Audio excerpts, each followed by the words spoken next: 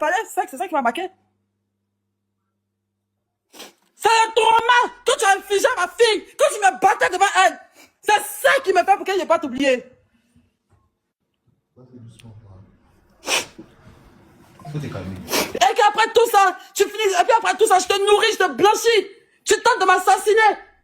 J'ai des problèmes, je ne vais pas présenter une direct m'inciter et pas dire aussi fan de toi, ta mère quoi. Dieu a failli m'assassiner ici. Ses parents sont témoins. Et ses parents ont fermé ma bouche. Ils m'ont dissuadé de ne pas porter plainte. Ils m'ont dissuadé de ne pas porter plainte. Les parents du riche Jordan. J'ai toutes les preuves. J'ai toutes les preuves. Pourquoi vous les faites comme ces gens? Que non, c'est parce qu'elle est fan de moi et tout et tout. Toi, tu vas mourir là-bas. Faut te jouer la bête. Même la mère de son enfant. Il n'y a pas une fille Jordan soit elle et puis n'a pas frappé.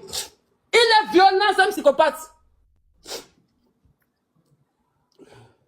Vous voulez que Marie-Kérène vous explique ce que Jordan m'a fait? Vous voulez que Marie-Kérène vous explique? Jordan même menaçait ma fille de la battre à mort dans son école. Jordan menaçait Marie-Kérène de la battre à sang dans son école. Je sais que c'est ma fille. Pourquoi est-ce Jordan? Pourquoi est-ce Jordan? Ah, vous parlez de cracher dans quelque chose de des bandes d'imbéciles. Quand ils vont faire ça, une de moi, ça, je suis là. On va faire ce que ça veut dire. On va laisser, ne parle pas. Un homme, tu vas le nourrir, le blanchir. Tu vas lui faire du bien. Tu vas le sortir de la merde. Tu vas lui donner une voiture, il va conduire. Tu vas le mettre en confiance. Tu vas lui donner de l'argent. Tu vas lui donner tout ce que tu as. Le respect, tu le mets grand devant les raisons. Quand il est peut-être dit, c'est mon mari, mon peut-être mon combat. Mais derrière la caméra, demandez aux gens qui nous, demandez aux gars, demandez aux gens qui nous suivaient, demandez aux gens qui étaient à nous ce qu'ils me faisaient. Demandez ce qu'ils me faisaient. Et ça, je n'ai même pas encore expliqué. Mais je vais expliquer dans les moindres détails de ce que moi, je dois me faire vivre en termes de violence. Et ceux qui vont dire, oui, je suis plus âgé que lui, tu pourrais le frapper, tu pourrais le lancer plein. Vous savez à quel point il est psychopathe? Vous savez à quel point? Vous savez à quel point la police m'a dit, as-tu venu intervenir? Vous savez à quel point la police a dû venir intervenir? Il y a aussi des cachés dans le carnivore pour ne pas que Jordan me tue. Il y a aussi des cachés dans le carnivore. Dans 8 heures, il y a qu'à midi. Pendant ce temps, ils avaient tous en train de me chercher pour m'assassiner. Ses parents sont au courant. Certains initialement, la mère de Jordan donne l'enfant frappe pas femme. Le père de Jordan, votre enfant tue pas femme, il frappe pas femme. Il n'humilie pas femme. Il ne descend pas femme nue pour la frapper. Il n'assomme pas femme dans le champ pour frapper. Même cigarette, même fumer, même teindre sur toi. Il est un diable, c'est un psychopathe. Et si les autres ne veulent pas témoigner, mais moi, pour moi, seulement, tu l'auras entre la gorge, Jordan. Il va te pourrir la vie. Et puis pour nous de la service qu'à la gage, je vais jamais te pardonner ce que tu m'as fait. Jamais de la vie. Mais je vais rentrer dans les détails, je vais bien vous expliquer. Soit je vais lire un livre, soit je vais faire un livre, ou soit on va aller sur Big Bass Prime. C'est exactement ça. Et c'est ce qui rend l'affaire de l'influenceuse ivoirienne Mabio et de son ex-compagnon, le chorégraphe Ulrich Jordan, si complexe. C'est une histoire qui commence vraiment comme le rêve ultime des réseaux sociaux, tu vois, et qui bascule dans un cauchemar public mêlant prison, faillite et des accusations de violence extrême.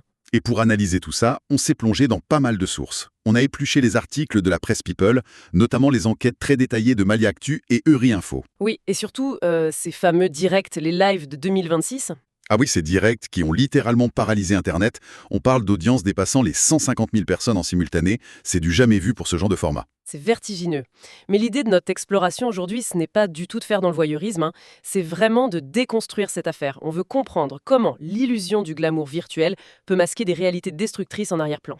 Absolument. Et surtout, comment, en l'espace de quelques heures, des millions d'internautes se transforment spontanément en cour d'assises. Exactement. Le fameux tribunal populaire d'Internet. Mais pour saisir l'ampleur de ce séisme, je crois qu'il ne faut pas regarder l'explosion de 2026 de manière isolée, non? Non, en fait, il faut impérativement remonter à la jeunesse du drame. L'onde de choc initiale, celle qui a vraiment fissuré les fondations du couple et l'empire de Mahabio, ça date de 2024. D'accord, l'effondrement financier. Voilà. C'est le moment précis où le mirage financier se dissipe. Pour remettre dans le contexte, Mahabio est alors au sommet de sa gloire. Elle accumule des millions de vues avec ses challenges viraux, son contenu humoristique. Et là, elle décide de lancer une tontine digitale. Une tontine digitale. Enfin, C'est un concept qui paraît presque oxymorique. Bah oui, parce que, historiquement, en Afrique de l'Ouest, la tontine, c'est un outil d'épargne solidaire formidable. C'est basé sur la confiance mutuelle. Mais ça repose sur un pilier fondamental, la proximité physique. On connaît les gens. C'est ça. On connaît sa voisine, on connaît les gens du marché. Il y a une caution morale du groupe. En transposant ce modèle directement sur TikTok ou Facebook, on supprime totalement ce filet de sécurité. Il n'y a plus aucun recours, en fait. Aucun. Le vide juridique est total. Et c'est là que c'est fascinant de voir des personnalités très en vue investir là-dedans. Des stars ivoiriennes comme Apuchu National, Zach Balrequin ou Président Extratonnerre y ont injecté des sommes faramineuses. Ouais, les sources parlent de plus de 60 millions de francs CFA au total, c'est énorme. C'est colossal. Et ils ont investi en pensant à tort que la visibilité sur les réseaux équivalait à une solvabilité financière. Et c'est exactement là que la logique me fascine et me dépasse un peu, je t'avoue. Pourquoi confier des millions à quelqu'un juste parce qu'il accumule des likes sur des vidéos drôles ? C'est ce fameux effet d'halo. Oui, voilà.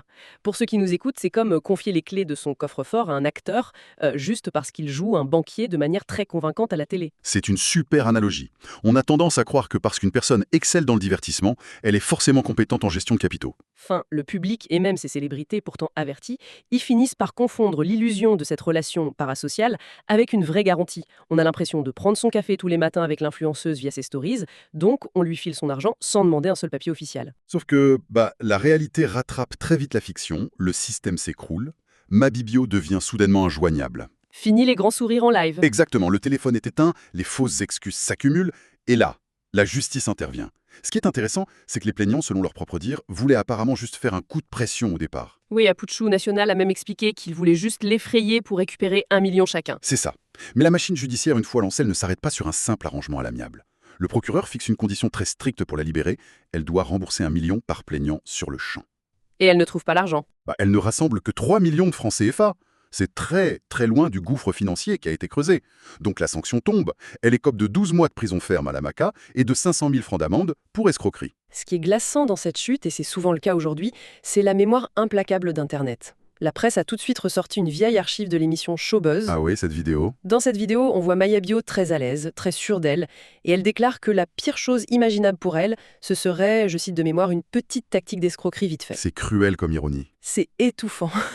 Mettre cette déclaration face à un mandat de dépôt à la Maca pour escroquerie, c'est vraiment le symbole d'un château de cartes qui s'effondre. Mais, et c'est là qu'on glisse vers l'intime, cette ruine financière ne reste pas juste sur les comptes bancaires. Non, ça a détruit la vie privée. Bien sûr, le stress de la dette, la police, la prison, ça s'infiltre direct dans le couple. Et c'est là qu'Ulrich Jordan, son compagnon chorégraphe, entre vraiment sous les projecteurs. Le tribunal d'Internet l'a tout de suite catalogué. Oui, il a hérité du rôle du méchant abandonneur. Le cliché du gars qui prend la fuite dès que les huissiers frappent à la porte. Et pourtant, les documents et les témoignages de l'affaire montrent une réalité très différente, n'est-ce pas ? Totalement différente.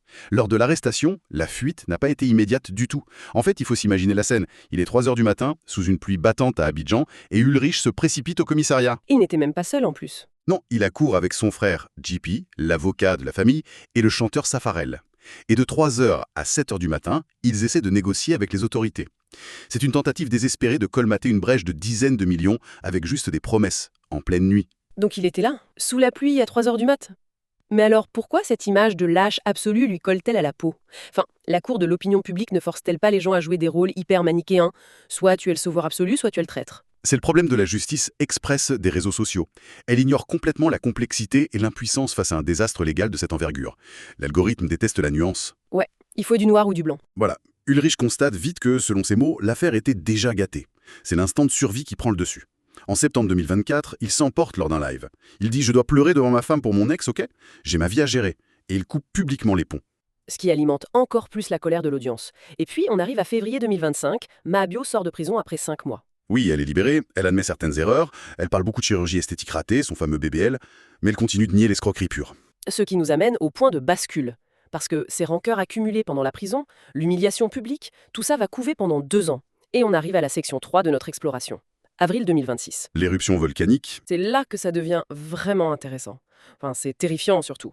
Un simple clash d'ex se transforme en un dossier de violence conjugale d'une gravité inouïe. On change de registre pénal, clairement. On a ce live record. Mahabio, en larmes, devant 150 000 personnes. Pour donner une idée, c'est comme si 2 fois le stade olympique des Bimpe regardait une femme s'effondrer en direct. Et elle balance tout. Elle décrit une situation où, financièrement, elle portait tout. Elle affirme qu'elle payait le loyer d'Ulrich à 170 000 francs CFA, ses vêtements de marque, l'entretien de la maison de ses parents, même son permis de conduire. Pendant qu'elle jouait les guichets automatiques, elle affirme qu'elle vivait un enfer absolu à huis clos. Les accusations sont glaçantes. Elle utilise le terme gortor. Oui, c'est très fort comme terme. Elle décrit une mécanique d'emprise et de séquestration. Des jours passés enfermés, des coups. Elle raconte que les enfants étaient isolés dans une autre chambre pendant qu'elle se faisait violenter. Et il y a ces menaces de brûler sa voiture, de tuer sa fille, et l'épisode de Dubaï. L'épisode de Dubaï est particulièrement traumatisant, selon ses dires. Elle parle de privation de nourriture et carrément d'une tentative de la djihad, c'est-à-dire de la tuer. C'est terrifiant. Et elle prétend aussi avoir envoyé des photos de son visage tuméfié à l'entrepreneur Maureen Haïté. Qui l'aurait d'ailleurs bloqué, apparemment sous le choc de ces révélations. Maebio évoque même une violence héréditaire, affirmant que la mère d'Ulrich aurait subi la même chose. C'est un déballage total. Et justement, ce déballage, parlons-en, au milieu de ces accusations de violence extrême, elle utilise une technique de la terre brûlée qui est hyper déroutante. Elle lance des attaques très personnelles qui n'ont rien à voir. Lesquels ? Elle le qualifie de gay refoulé, elle dit qu'il bavait sur le chanteur Fally Ipupa en plein concert, elle parle de son hostilité envers son propre frère qu'elle qualifie de weeby, et puis elle règle ses comptes avec des influenceurs comme Eva, Beauté Tactile. Ah oui, l'histoire avec Sylvia et un certain Kenzo. Exactement. Du coup, je me demande, est-ce que le fait d'enchaîner une accusation de tentative de meurtre à Dubaï avec des potins de concert sur l'orientation sexuelle supposée de son ex, ça ne dilue pas complètement le message central? C'est une excellente question. Et ça touche à la dynamique même de l'emprise. On s'attend toujours à ce qu'une victime livre un récit organisé, clinique, parfait. Mais l'isolement psychologique produit tout l'inverse. C'est chaotique. C'est totalement chaotique. C'est une catharsis désordonnée. La création de complexes profonds qui l'ont d'ailleurs poussé à faire cette chirurgie BBL dont on parlait, ça détruit la structure logique du discours. Donc, l'attaque sur l'ego d'Ulrich, c'est une forme de vengeance émotionnelle. Voilà, sans valider les propos bien sûr. C'est typique des relations toxiques décrites dans ces dossiers. Mais le contraste est bouleversant entre cette femme qui a manifestement souffert et une société qui en retour va beaucoup s'attarder sur ces détails périphériques. Concentré sur Dieu. C'est le cycle classique. L'explosion de colère, puis la tentative de limiter la casse. Mais la machine est lancée. Le tribunal populaire s'empare de l'affaire et la contre-attaque d'Ulrich ne se fait pas attendre. À chaque action virale correspond une réaction virale. Exactement. Ulrich Jordan sort de son silence. Et il nie formellement. Il attaque sur le plan financier en disant « La vie que tu mènes, c'est à cause de moi ».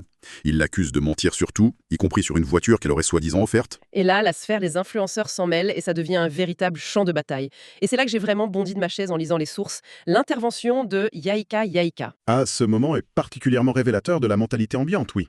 C'est d'une cruauté. Il jette un pavé dans la mare en disant, je cite, « Un homme qui te frappe, c'est que tu lui as permis ». Une culpabilisation de la victime très classique. Mais ce n'est pas tout. Il ajoute « Depuis tout ce temps, je n'ai jamais vu de bleu ». Et il conclut que tout ça, c'est juste du goumine, du gros chagrin d'amour. Et Aya Karina Style en remet une couche en la qualifiant publiquement de mère irresponsable. Mais c'est d'une dangerosité absolue. Demander où sont les bleus pour valider des mois de séquestration psychologique, c'est archaïque. La violence psychologique, l'emprise, le rabaissement constant, c'est souvent invisible. C'est insidieux. Voilà, c'est pas un truc qu'on peut prendre en photo avec un ring light pour faire un avant-après sur Instagram. Ça te détruit de l'intérieur. Si on relie ça à une perspective plus large, c'est la banalisation de la violence dans le milieu du showbiz et sur les réseaux. La société exige des preuves physiques instantanées. Si ce n'est pas filmé, ça n'existe pas. Exactement. On transforme des drames humains très lourds en simples clashs de divertissement. Et en faisant ça, on déshumanise complètement les potentielles victimes. Le public est d'ailleurs très divisé. D'un côté, t'as une pluie de cœurs dans les commentaires, des appels à l'intervention du ministère de la Femme, des gens qui disent « Aucune femme ne peut rester insensible à ses larmes ». Et de l'autre, ces détracteurs qui la considèrent comme une manipulatrice en série, ils se servent de sa condamnation pour escroquerie en 2024 pour discréditer totalement sa parole en 2026. C'est un voyage ahurissant quand on y pense. Partir d'une tontine digitale de 60 millions qui tourne mal, passer par la case prison, pour finir par le déballage public d'allégations effroyables de séquestration.